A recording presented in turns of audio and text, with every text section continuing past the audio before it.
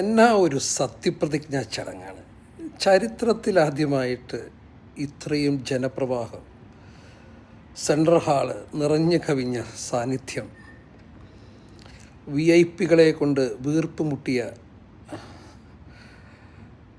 അരങ്ങ്, എന്നിട്ടും സെക്യൂരിറ്റിക്കോ മറ്റു പ്രശ്നങ്ങളോ ഒന്നും തന്നെ ഇല്ല. കുറച്ച് തിക്കും തിരക്കും ഉണ്ടായി. പക്ഷേ അവിടെ കണ്ട കാഴ്ചകളാണ് നമ്മെ സ്വാധീനിച്ചത്. ഒരമ്മച്ചി അങ്ങോട്ട് കടന്നു വന്നു, രാഹുൽ ഗാന്ധിനെ കെട്ടിപ്പിടിക്കണു, PD സതീശനെ കെട്ടിപ്പിടിക്കണു. എൻ്റെ മകൻ്റെ സത്യപ്രതിജ്ഞ കാണാനാണ് ഞാൻ വന്നതെന്ന് പറയുന്നു.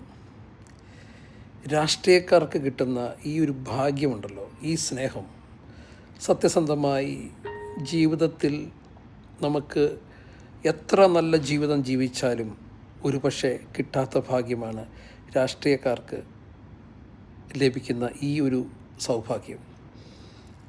അതുമാത്രമല്ല,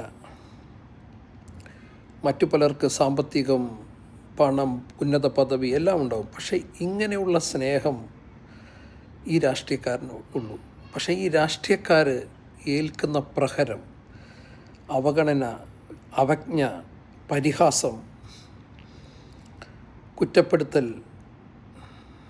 ഭ്രാക്ക്, ഇങ്ങനെയുള്ള അനേക അനുഭവങ്ങളിലൂടെ ഈ മനുഷ്യൻ, എല്ലാ രാഷ്ട്രീയക്കാരും കടന്നു പോകുന്നുണ്ട്. പക്ഷേ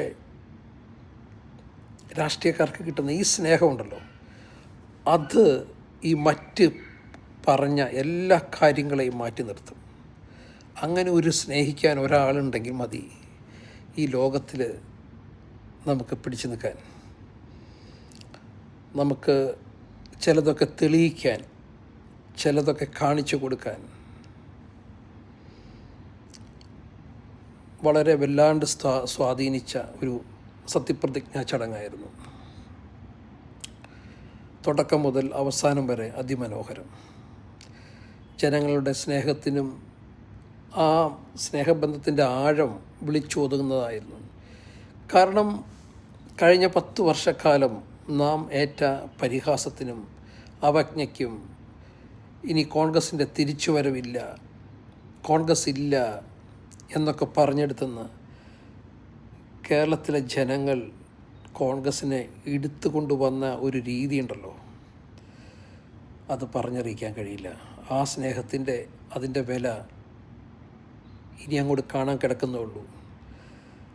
നിങ്ങൾക്ക് തിരിച്ചു കിട്ടാൻ പോകുന്നു.